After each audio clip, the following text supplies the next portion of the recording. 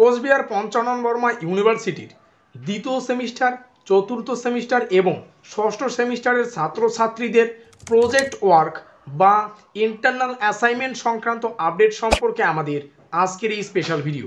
আমরা আলোচনা করব এই প্রজেক্ট ওয়ার্ক বা ইন্টারনাল অ্যাসাইনমেন্ট কবে হবে, এর সিলেবাস কি, কতগুলো প্রশ্ন আসে, কতগুলো প্রশ্নের উত্তর করতে হয়, অর্থাৎ কোশ্চেন প্যাটার্ন কি। তো যাবতীয় বিষয় কিন্তু আজকের এই ভিডিওটিতে আমরা ডিটেলসে আলোচনা করব। কাজেই আজকের এই ভিডিওটি কিন্তু তোমাদের জন্য খুবই খুবই গুরুত্বপূর্ণ হতে চলেছে। তবে একটা মোস্ট ইম্পর্টেন্ট বিষয় দেখো, আমরা এই চ্যানেল মারফত বিভিন্ন স্টাডি সংক্রান্ত নিউজ, স্কলারশিপ সংক্রান্ত আপডেট, এমনকি সাজেশন প্রদান করে থাকি।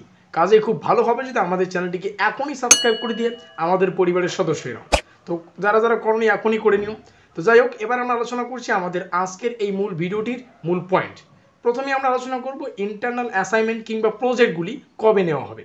দেখো, ইউনিভার্সিটির যেটা নির্দেশ, যেটা তথ্য উঠে আসছে, তোমাদের খুব তাড়াতাড়ি কিন্তু কলেজ থেকে এই বিষয়টা স্পেশালি জানিয়ে দেওয়া হবে তোমাদের কোন কোন সাবজেক্টের তোমাদের যে ইন্টারনাল অ্যাসাইনমেন্ট হবে নাকি প্রজেক্ট ওয়ার্ক হবে, সেটা তোমাদের কিন্তু কলেজ থেকেই জানানো হবে। তো তোমাদের কি করতে হবে, তোমাদের কলেজের যে গ্রুপগুলো রয়েছে সেখানে কিন্তু একটু দেখতে হবে আর কি, একটু সময় দিতে হবে যে কবে নোটিশ উঠে আসছে। তো কলেজের নোটিশের উপরেই কিন্তু তোমাদের বিষয়টা মাথায় রাখতে হবে। কলেজ যেদিন নোটিশ দেবে, কলেজের ডেট অনুযায়ী কিন্তু তোমাদের সেই পরীক্ষাটা দিতে হবে। কারণ কি, ইউনিভার্সিটি থেকে জাস্ট এইটুকু নোটিশ আসে যে এই কলেজের এই ধাপে এইভাবে কিন্তু পরীক্ষাগুলি হবে। একদম কিন্তু ইউনিভার্সিটি থেকে সেই এক্স্যাক্ট ডেট বলে দেয় না যে এত তারিখে নেওয়া হবে। তো এই বিষয়টা কিন্তু কলেজের টিচাররাই নির্ধারণ করে। তো তোমাদের কলেজের নোটিশ বোর্ডটাকে কিন্তু অবশ্যই নজর দিতে হবে।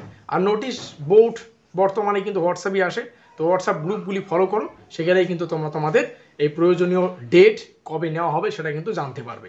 আর প্রয়োজনে তোমাদের কলেজের যে শিক্ষক শিক্ষিকা রয়েছেন তাদেরকে কিন্তু ওনাদের কাছে কিন্তু তোমরা কিন্তু চাইলে জানতে পারো।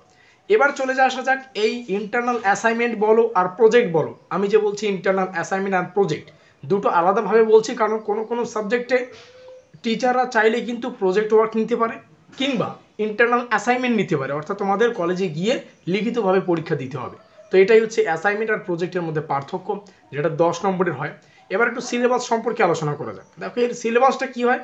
সিলেবাসটা তোমাদের সেই নির্দিষ্ট সিলেবাস হবে যেই সাবজেক্টের উপর তোমাদের ইন্টারনাল অ্যাসাইনমেন্ট হবে, সেই সাবজেক্টে তোমাদের যে এন্ড সেমিস্টার পরীক্ষাটা হবে, লিখিত পরীক্ষা, সেই যে সিলেবাস, সেই সিলেবাসের উপর ভিত্তি করেই তোমাদের সেখান থেকে একটা পার্টিকুলার টপিক তোমাদের কিন্তু টিচাররাই বলে দিবেন যে এই বিষয়ে তোমরা প্রজেক্ট ওয়ার্ক করো, নাকি এই কয়েকটা প্রশ্ন তোমাদের সামনে তুলে ধরবে যে এই কয়েকটা প্রশ্ন প্র্যাকটিস করে এসো, এই কয়েকটা প্রশ্নে তোমাদের মধ্যে উত্তর করতে হবে।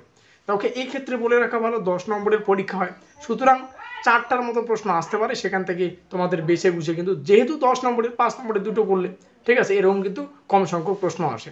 এই হচ্ছে প্রয়োজনীয় তথ্যাবলী। তোমরা যারা যারা এখনও পর্যন্ত জানো না যে সিলেবাস কী কী রয়েছে তোমাদের দ্বিতীয় সেমিস্টারের, চতুর্থ সেমিস্টারের ছাত্রছাত্রীদের, ষষ্ঠ সেমিস্টারের ছাত্রছাত্রীদের, তোমরা চাইলে কিন্তু চ্যানেলের প্লে লিস্টে গিয়ে তোমাদের প্রয়োজনীয় সাবজেক্টগুলি সিলেবাস দেখে নিতে পারো।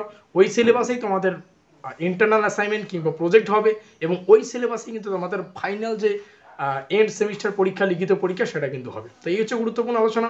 ভিডিওটি ভালো লাগলে অবশ্যই লাইক করে দিও, বন্ধুদের কাছে শেয়ার করে দিও। আমাদের আজকের এই স্পেশাল ভিডিওটি এই পর্যন্তই।